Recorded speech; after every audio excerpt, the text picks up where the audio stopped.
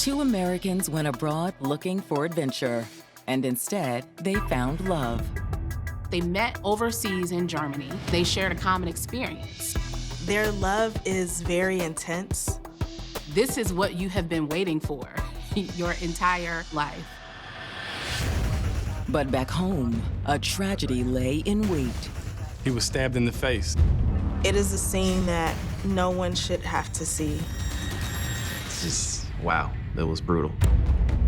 Was their picture-perfect life all a lie? There was an affair going on. There was a great deal of secrecy. Will investigators be able to expose the truth?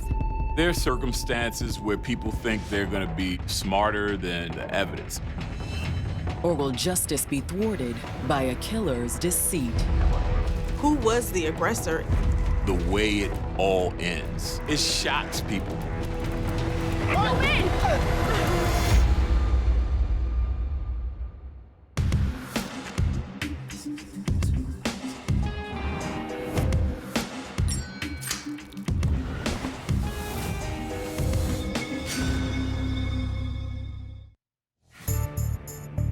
December 13th, 2013. The holiday season is in full swing in Laurel, Maryland, a city of 25,000 that's home to many of the state's military families. Laurel is just outside of Washington, D.C., and just off the Fort Meade military base. There's a lot of military families come to this area for work. You see this community that's in a celebratory mood where there are Christmas decorations up, a seemingly nice place. But this year, a call to the Anne Arundel County Police Department puts a damper on the holiday cheer. The police department was called for a suspicious missing person. The 911 caller said her name was Laura Jennings, and she was a sergeant major stationed at Fort Meade. She told police that a soldier under her command had disappeared. I have an off-base soldier who's gone AWOL. I'd like to request a welfare check. The missing soldier is 38-year-old Sergeant First Class Johnny Sutton III. And according to his commanding officer, he's been unreachable for more than 24 hours. Johnny hadn't reported for duty the day before, and he had stopped responding to her calls and texts. Seems like strange behavior. Yes, it is. He's one of my most reliable men. She noted that it was uncommon for him to not return calls, not show up to work. She was concerned, and she requested that police go by Johnny's home to perform a welfare check. Does the sergeant live with anyone else? Yes, sir, he does. He has a wife and baby. I haven't been able to get a hold of her either. Okay, ma'am, we'll send someone right out. Okay, thank you. Half an hour later, Anne Arundel County Police are standing outside Johnny's townhouse. But when they knock, no one answers the door. The fact that the military was involved meant that this investigation could move a little bit faster than it would have otherwise. And so the police immediately contacted the property manager to let them into Johnny's home. Inside, everything appears to be in order. They didn't notice anything on the first floor that was out of place. It looked like a normal house. But something horrific awaits them upstairs. When they walked into the bedroom, they were stopped dead in their tracks. There's what looks like the body that is wrapped in trash bags. It's eerie. It was like, wow, what happened here? Strapping and 6'2", Florida native Johnny Sutton was as handsome as he was charming. He was very likable to other people, you know, sparked up conversations, created friends wherever he went. He often was the life of the party. Everyone loved him. No one had anything negative to say about him. While his fellow soldiers knew him as Sergeant Sutton, to his family, he would always be Johnny Boy. That's what they called him when he was growing up in Miami. He was a bright kid, and they had a lot of high hopes for him. So he graduated from high school and enlisted, and he went off to the military. His parents supported that dream, and Johnny grew up to be a responsible, disciplined young man. Part of the attraction was that he got to travel, and he was stationed all over, Korea, Iraq. He was taking on his dream of being in that world and seeing the world. Johnny was also fulfilling his family's legacy. The growth that he went through as he enlisted in the Army was very evident to his family. He worked his way up to becoming a program analyst on different civil works projects, and he kept climbing that ladder. He was a very heavily decorated individual. But a life in the military meant that Johnny was never in one place for long, a fact which made it difficult for him to succeed in one area of his life. He got married young and had a child, but the constant deployments took a toll on that relationship, and it ended in divorce.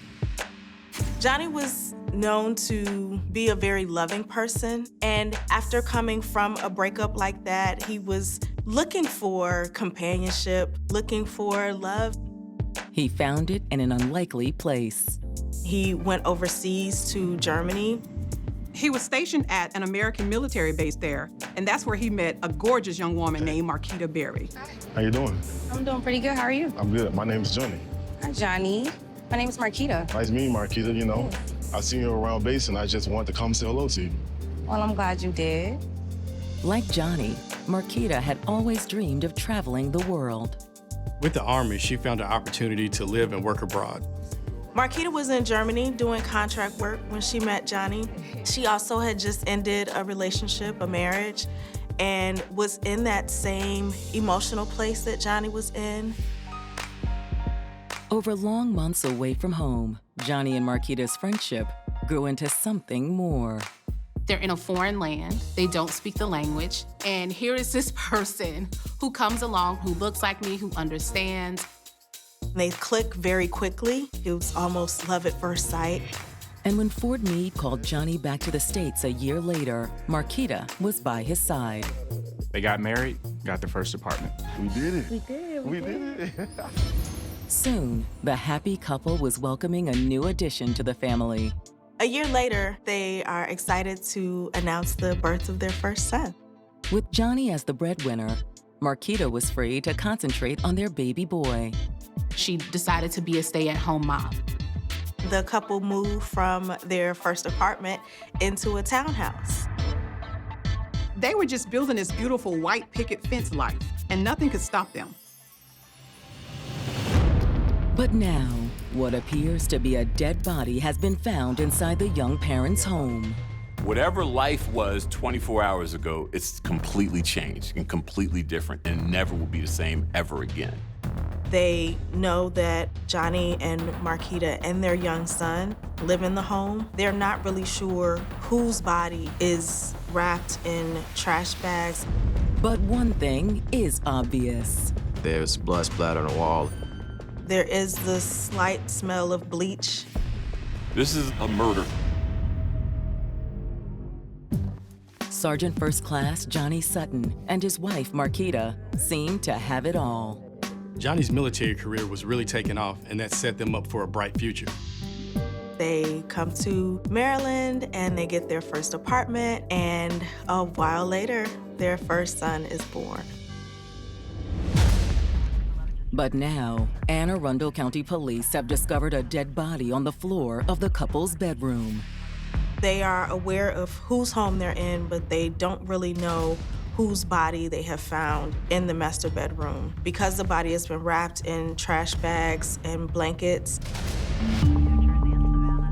When detectives arrive, they head straight for the victim's body. They wanted to figure out who this person is and exactly what they were dealing with.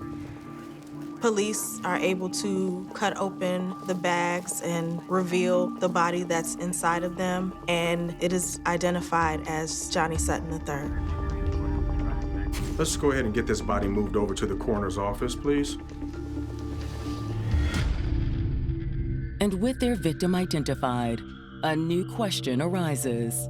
The first thought would have been, hey, where's the wife and kid? It's important to find those individuals first to ensure that they're okay. Police immediately get to work tracking down Marquita and her child.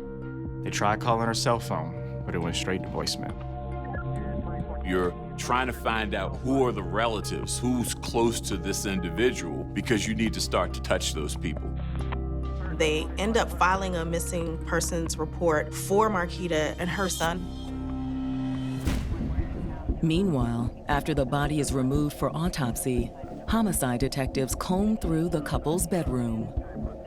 There is blood smear on the wall. There is the slight smell of bleach. And they see that there were some efforts to clean up some of the scene. It's a clue that appears to rule out one common motive. In the regular break-in, they won't take the time to cover a body or do certain things. We knew we didn't have any sort of violent burglary sprees that had been going on in the area, so this was unusual. And it looks like Johnny's killer had planned to do more than just cover his body with blankets and plastic. There is a hacksaw and a box cutter that is sitting on the dresser, which indicates that someone may have been planning to dismember the body. But there's one weapon the killer didn't leave behind. His body has been cut, stabbed, and so police also noticed that in the kitchen, the knife block was missing the largest knife, and they wonder if this could be the murder weapon. If I walked into a situation where I see that, I would automatically think this is someone that knows him. That would also suggest that this homicide is personal. Someone would have to have a lot of rage to look a person in the eye and stab them to death. Anyone that's close to him, friends and family, contacts that contacted him the last week or so, probably would have been a suspect. The detectives decide to start by interviewing the couple's neighbors. Johnny and Marquita hadn't been living in the neighborhood long, but everyone said they seemed like nice, respectable family people. And to the detectives' disappointment, no one has noticed anything suspicious in the last few days. There was nothing that would indicate that there was anything to raise any red flags or any points of concern for any of the neighbors. They also have no idea where Marquita or her son could be. I haven't seen Marquita and the baby in a while. No one had seen any of the Suttons around in several days. While Johnny's neighbors may be a dead end, there's someone else who still might be able to help the investigation. The detective asked the person who reported Johnny missing, his commanding officer, Laura Jennings, to come in for an interview. Laura is floored when the police tell her what they found. Sergeant Major, I regret to inform you that Johnny is dead. He's dead? Yes, ma'am. I'm sorry. Laura's in disbelief when she hears what happened to Johnny. She says that her last interaction with him was via text. It would have been Thursday morning. He didn't report for duty. I was just trying to get a hold of him. Failure to report for duty in the Army is a major offense, and she tried giving Johnny one last chance before she sent it up the chain of command. He sent a message saying that something was going on with the baby, that the baby was sick, and they were going to take him to the hospital. He said that he would keep her updated. But Laura says that's the last she heard from him. I was concerned. It wasn't like Sergeant Sutton. After a while not hearing from Johnny or from the family, she visits the home to do a wellness check herself and see if she could get in contact with anyone. She waited for, I think, like an hour and a half to see if anyone came home, and there was no signs of anyone at the house. After 24 hours, I called you. At that point, Johnny was considered AWOL, and she was able to officially report it. Laura says she has no idea who would want to hurt Johnny. He was a good soldier, a good dad. He was well-liked in his community, well-liked by his co-workers. But there's something I should tell you. There was a rumor that she heard. Johnny wasn't entirely faithful. There's another woman in the picture.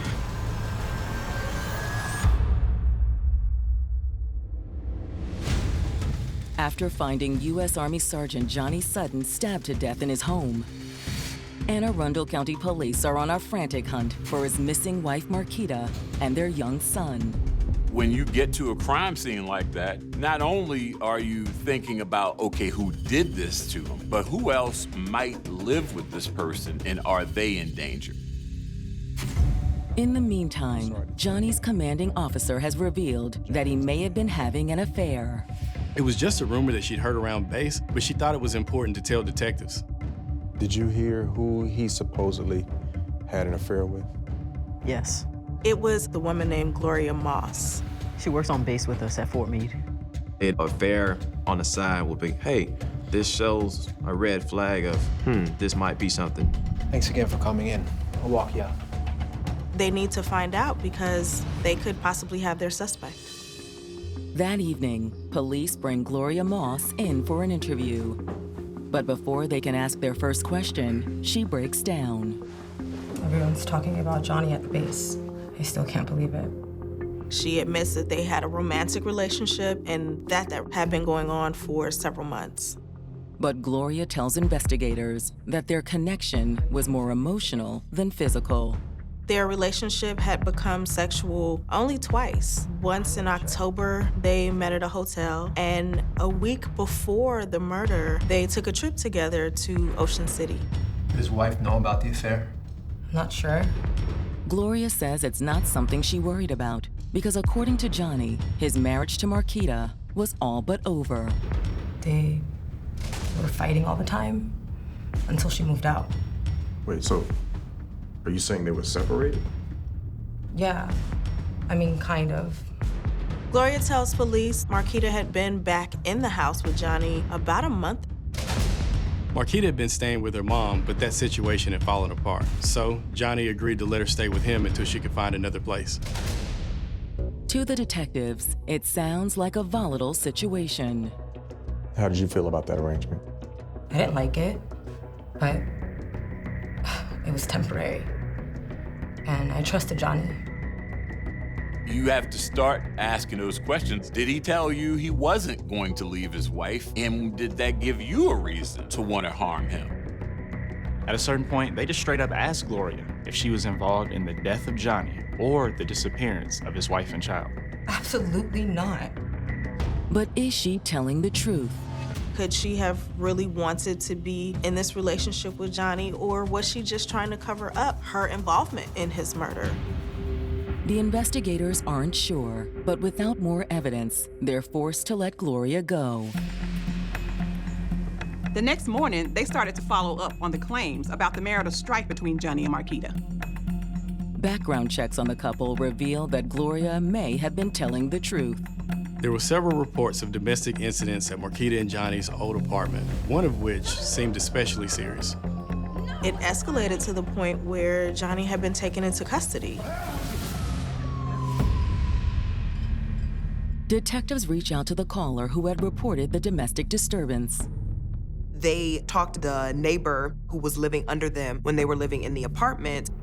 Yeah, I remember them, especially him. She was not a fan of Johnny. The neighbor talked about how they were constantly fighting, constantly arguing. Look, I just know he was hitting her, and that's why I called the police. But she says when she approached Marquita about the abuse, she denied it. She said that what the neighbor was actually hearing was the family playing video games, and she was mistaken in thinking that they were fighting. The neighbor wasn't convinced, but she never got the chance to dig deeper. One day he came over and told me to mind my own business. The woman's impression of Johnny contradicts everything else police have heard about the decorated service member. His Army co-workers, supervisors, they all see Johnny as this great guy, but people that's close by, such as neighbors, they have a different side of that story. There was this abusive side, controlling side, aggressive side of him. Which suggests there was some truth in what Gloria Moss said about the couple's troubled relationship. There was the pretty face that the Suttons presented to the public, and then there was the truth. And it was starting to look like the truth was not very pretty. Investigators also know that it doesn't take much for domestic violence to spiral out of control. Misplaced anger starts to just settle in, and next you know, years and years of trauma with that situation can turn deadly. As a police officer, you have a lot of domestics. Majority of your calls will be domestics. You pretty much take them seriously because over time, you see that domestics increasingly get worse and worse. Abuse is progressive. Before you can hit someone, you have to convince them that they deserve to be hit.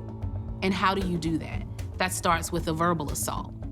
You're ugly. You always are wrong. You are a horrible person. And then it might lead to intimidation. It might lead to throwing things at the wall or throwing things at a person, but intentionally missing. It can be something as small as a push and then progress to maybe like a slap. And a lot of times, once those little things are now being accepted and there's no one kind of halting those things, now for the individual who may be the aggressor, it may seem like, okay, well, if this individual is willing to take this, what else are they willing to take? And it's just going to continue to increase. Like the situation between Johnny and Marquita. Yet with no sign of Marquita, police can only speculate. For all they knew, Marquita and her son could also be victims. But the next morning, everything changes. Police are sitting down at their desks when an officer escorts someone in to talk with them. It's Marquita Sutton. She's looking for the officers who are investigating her husband's murder. We've been looking for you and your son. I know. She does let the officers know that her son is safe, that he is in the care of family members. Then she says something that takes them by surprise. She says that she knows exactly who killed her husband. It was me.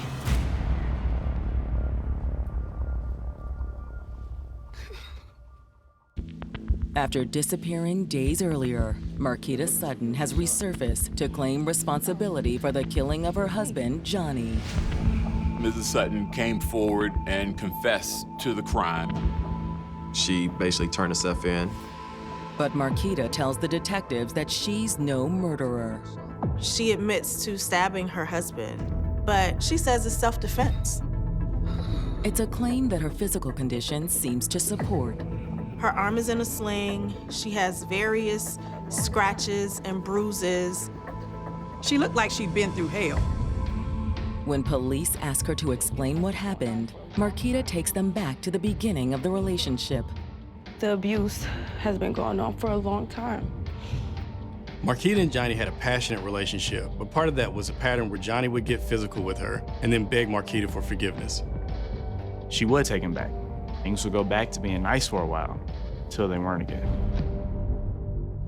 A week earlier, she says things took a turn for the worse when she caught Johnny in a lie. Johnny said that he was going to an amateur photography conference in New Jersey, but because he wasn't giving her any information about where he was staying and he wasn't answering his phone, she decided to turn on the family locator service for their cell phones. She learned that he was in Ocean City, New Jersey, instead of in New York, where he said he would be. Marquita said that she had long suspected that Johnny had been cheating on her, and this was all the confirmation that she needed. When he got home, she confronted him about the infidelity. Where were you at? He immediately got angry. Don't even try it, Johnny, because I know. I used the locator to track you. You were spying on me? The situation escalated quickly. He strangled her, almost to the point where she passed out. Afterwards, Johnny begged her to forgive him. I'm so sorry. He said he was sorry, and he admitted that he was having an affair with his co-worker, Gloria Moss. Marquita says that Johnny also promised to cut ties with Gloria. He said he wanted to be with Marquita, and he wanted to work on their marriage, so she decided to give him one more chance. But just 2 nights later, she says Johnny's dark side reared its head again. She says that they decide to have a romantic evening together. Candles. Yeah. Okay, I see you went all out. Anything for my baby. Okay, I feel that. Everything was going fine until Johnny wanted to become intimate. I'm not ready for this, Johnny. What you mean you're not ready? They've been separated, and Marquita was not ready to go there yet. But Johnny didn't want to take no for an answer. I'm just Let me not. say something. What? I can have my wife anytime I want. Johnny threw her onto the bed. Get off of me! He was pushing up on her and trying to have sexual intercourse, and she didn't want it. Get off! Get off of me, Johnny! He pulled her arms so much that he pulled her shoulder out of the socket. When Marquita saw a chance to escape, she took it. Marquita says she tried to flee from Johnny. She got away from him and got a taser, but she said that the stun gun didn't slow him down. It actually made him angrier. I can't believe you did that. He actually grabbed a lit candle and hit Marquita in the face with it. It left a burn next to her ear. Afraid for her life, Marquita did the only thing she could think to do. Johnny kept a knife on the bedside table for protection, and she grabbed it. She stabbed her husband. Get back over here.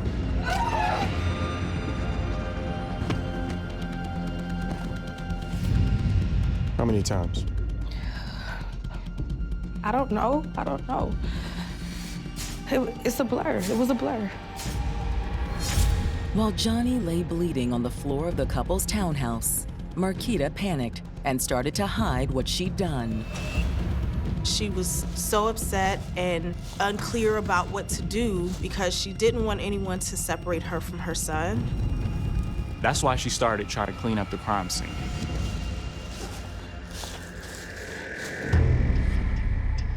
To the detectives, Marquita's story sounds plausible. Her shoulder was dislocated, or shows that, hey, it probably was a physical altercation. She also had a burn from the candle behind her ear. And Marquita says there's more evidence to support her version of events. As a show of good faith, she agrees to tell police where she disposed of the murder weapon. She says that she threw it into a dumpster behind a local strip mall. Since Marquita's claim of self-defense seems to check out, police let her go for the time being while they verified her account. The first thing detectives do is track down the dumpster. At that location, police find in the dumpster a blood-soaked pillow and the taser that Marquita says she used against Johnny. Back at the station, investigators follow up with Marquita's family, and they also describe Johnny as an abuser. Marquita was a stay-at-home mom. She wasn't going to work anymore, and that meant that Johnny could keep an even tighter hold on her. She didn't have many friends, which in a lot of cases would be the story of an abused woman because the communication has been cut off. The perpetrator is looking for power and control. Over time, Johnny started to exercise control over nearly every aspect of Marquita's life. It typically doesn't come in, I don't want you talking to them anymore. It will come in a form of, well, I don't like how that person talks to you, or why does that person always have to be in our business? Or why do you always have to tell them everything that's going on with us? And so the person that is being abused wants to avoid the argument, they want to avoid the abuse, so they're gonna comply. Some individuals will kind of normalize it if it's not too much. There could be other reasons that are keeping individuals in that relationship too, which kind of, again, they themselves normalize it so that they can maintain whatever it is that's keeping them in there. Depression follows, and being depressed leads you to be more isolated because you are ashamed or you are embarrassed and you can't reconcile that this is happening to me even though this isn't who I am. So there's a lot of confusion that happens in that state, and isolation becomes a cycle, for sure. They had seen Marquita with a busted lip and a black eye. They knew Johnny did it, but she was always trying to cover for him, which isn't uncommon in victims of domestic abuse. There is gonna be a lot of things where you're not gonna want them to get in trouble, or, I love them so much, and, this would just tarnish their image. Everything the family has to say seems to support Marquita's story. She was a battered woman, and she was fighting for her life. But when detectives meet with Johnny's family, who've just arrived in town from Florida, a different picture of the couple's relationship starts to come into focus. When police talk to Johnny's family, they get a very different story. His family states that the abuse was actually coming from Marquita.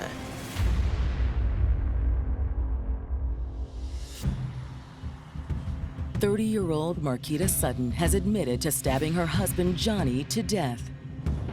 But she says she only did it to save herself. She was so afraid for her life that she stabs him. She had injuries that was consistent with physical abuse, and multiple people had claimed that Johnny was violent towards her.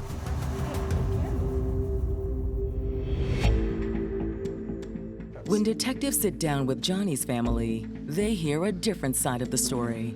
His family states that the abuse was actually coming from Marquita, that she was the one that was very violent in the relationship. They saw the fights with their own eyes, and they said that Marquita was the aggressor every time. They had overheard conversations with Marquita yelling and screaming in the background, and it was her that was more violent towards him. As for Johnny's arrest, his family places the blame for that on Marquita, too. And in reference to the story that the neighbor told about the police being called to their apartment, Johnny was actually trying to leave the home, and Marquita was blocking him. And he attempted several times to move her out of the doorway so that he could leave the home. Based on what Johnny's family is saying, it sounds like he was a classic victim of domestic violence. Many of us grew up with don't put your hands on a woman under any circumstances. And unfortunately, it might not be reciprocated. Some societal norms still exist today where men just have a bravado about them that won't let them call the police on a woman and say, I was abused by them. They would get into outbursts and arguments in different places. But as much as they would argue, they would go right back into the relationship. They would go right back into that really passionate draw to each other. But Johnny's loved ones say, at some point, he'd had enough. He eventually realized that Marquita wasn't gonna change. And that's when he asked her to move out. I need you to move out. Are you serious right now? It wasn't long before she was worming her way back into his life. The family believed that Marquita saw Johnny as her meal ticket. She wanted someone to provide for her, to take care of her. And she was not about to let that person get away. And the family now believes that it was Johnny's affair that drove Marquita over the edge. Gloria Moss was the wrench in her plan. If Johnny left her, that meant no more military salary, no more easy living. It was, I don't want to lose this person. This is mine, and they would always be mine. For police, it's impossible to know who's telling the truth. One side, they hear that Johnny was aggressive and abusive, and on the other side, they hear that it was Marquita. Police are unsure about who was the aggressor in this relationship. To expose the truth, they look to the evidence. In light of what they were hearing from Johnny's family, Marquita's attempts to clean up the crime scene were starting to look a little bit more suspicious. If you don't have a guilty conscience, you'll definitely call the police and explain what happened before even thinking about, hey, I need to wrap the body up. I need to hide this. I need to throw this stuff away. The fact that she had put enough thought into this to go out and buy a hacksaw, that she was even thinking about cutting up her husband's body, that's disturbing. It shows that you have an intent to hide something that you have done and you know that wasn't right. Reviewing evidence from the dumpster turns up even more signs of Marquita's guilt. While collecting evidence from the dumpster, they had recovered a receipt. Buying a taser 2 days before the murder, it shows an intent to do harm to someone. The couple's phone records reveal yet another suspicious find. The police determined that the text messages that Johnny's commanding officer received from him were sent after he was dead, presumably by Marquita. Pretending to be him after he's dead is really something that, in my mind, spells out a bit more intent. I know what I'm doing is wrong. It all seems to undercut Marquita's claims of self-defense. Someone who I feel like was doing something in pure self-defense, I feel like you wouldn't have as much time to necessarily like think all of those things through, because it would be kind of just a random like, oh my gosh, this all just happened. I don't even know what to do now. The fact that you're hiding and destroying evidence doesn't prove that you did the crime, but it comes pretty darn close. It sounded like these were things that were definitely thought about beforehand of, if he does die, like, what do I do? Or if this happens, what do I need to do next?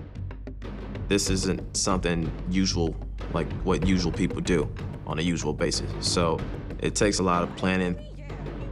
It really makes the hair on the back of your neck stand up. I need you to move out. It screams more murder than self-defense. And while abuse could have motivated this crime, police also see another possibility. Johnny having the affair with a young lady at work, and Marquita finding out added another layer. She may think he's going to be leaving me soon, and I'm not having it. And this is what my excuse is going to be. But it's all speculation until the autopsy report comes in. It was absolutely horrific what they found. He was stabbed 121 times. It is not self-defense. It was murder.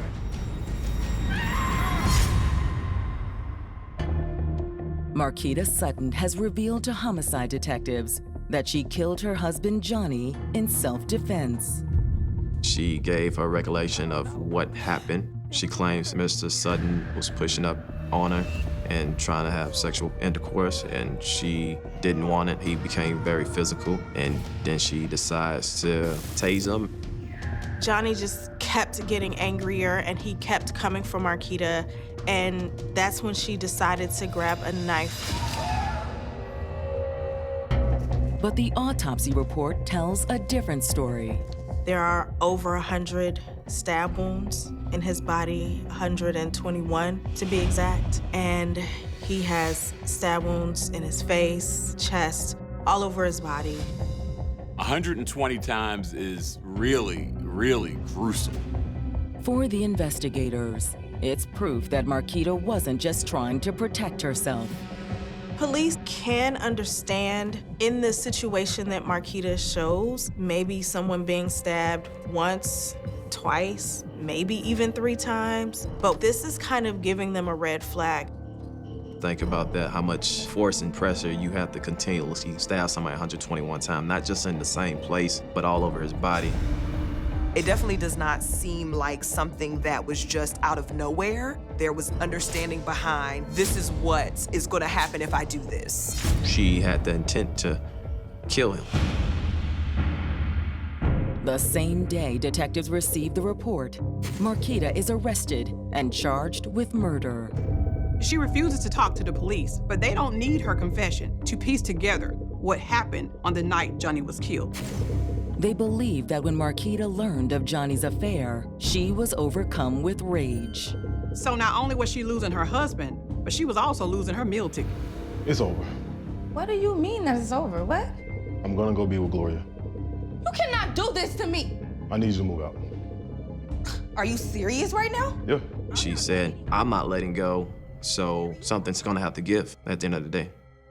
No, I'm not going anywhere, Johnny, and you're not going anywhere. The simmering tensions came to a head. That intense love and passion that they have for each other turns to intense arguments. What do you think you are doing? But then, something in Marquita snapped. She decided that if she couldn't have him, no one could. Their part was a fight, and it turns into a more physical argument. If she sustained any injuries, it was probably from Johnny trying to defend himself. She gets away from him and gets to a taser. She was able to stun him.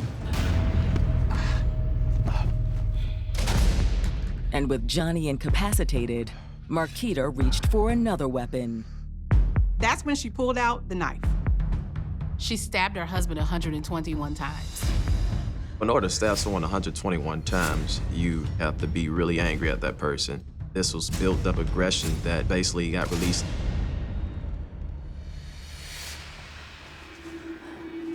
Once her husband was dead, Marquita immediately got to work disposing of the evidence. Miss Sutton definitely went through a lot of trouble trying to cover up the incident.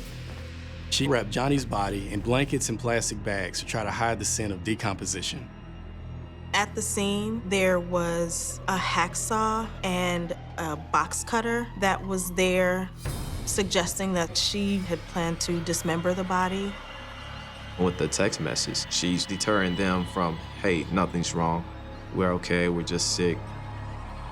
Meanwhile, she concocted a story that could get her off the hook for the crime. At a certain point, they just straight up asked Gloria if she was involved in the death of Johnny or the disappearance of his wife and child, and she said no. She eventually settled on self-defense. There are certain circumstances where people think they're going to be smarter than evidence, smarter than DNA, smarter than the investigators. She had time to think about what she needs to say to the investigators and what's going to fit her narrative. Thankfully, the detectives are able to see through Marquita's lies. With investigators, in any case, you're going to sit down and you're going to match up the facts with the story. The truth will start to come out. To me, it's absolutely not self-defense. It's self-defense is, I got you off me. I'm gonna call for help because I don't want you to die. I don't want to hurt you. Every citizen, even a citizen who is defending themselves, you have a duty to stop when the threat is over. And you have a duty to call for medical attention for the individual who was assaulting you, believe it or not. To continue and to attempt to dismember him indicates a level of anger, rage, and repressed hatred that she was carrying for quite a long time. For Johnny's family, the senseless nature of the crime is almost too much to bear.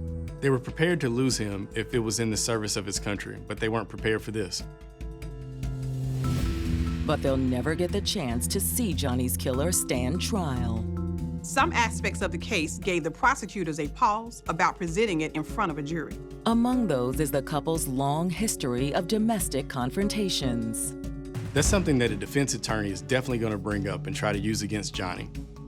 I could absolutely see how Johnny could be abusive as well. It just seems to me that it's very plausible that they were both the victim and the perpetrator of intimate partner violence. He seemed to be someone, again, that was very charming, but then also there was this backside that no one really knew about, that aggression, that needing to control, and also given that Marquita has already dealt with this physical abuse for a number of years, based off of her account and what has happened, again, there does seem to be somewhat of maybe, let me protect myself. There does seem to be a little bit of that element that may exist. Marquita's purchase of a stun gun also cuts both ways. Was this purchase to protect myself should abuse occur again?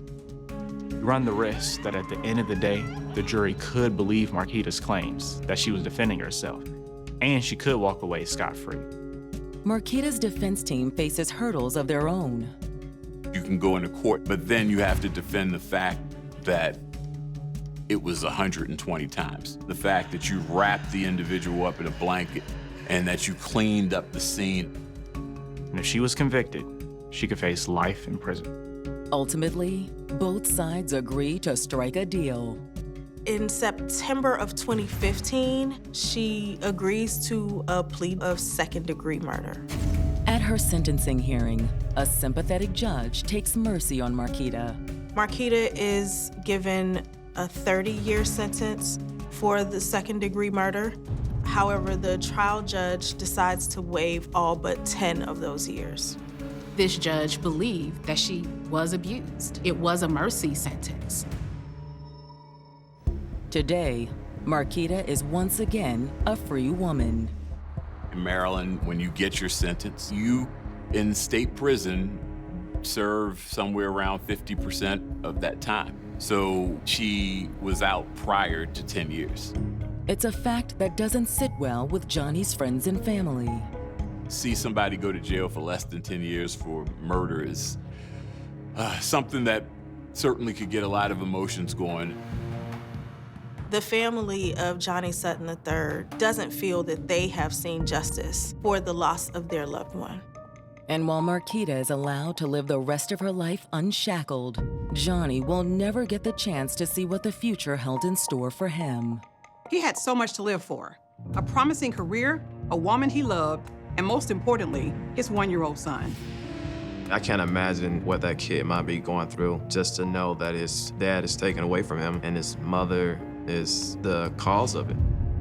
Abuse should not be normalized under any circumstances. You have to be able to walk away or get some sort of help and not allow it to escalate. So it doesn't go down this path unchecked and the children are left to pick up the pieces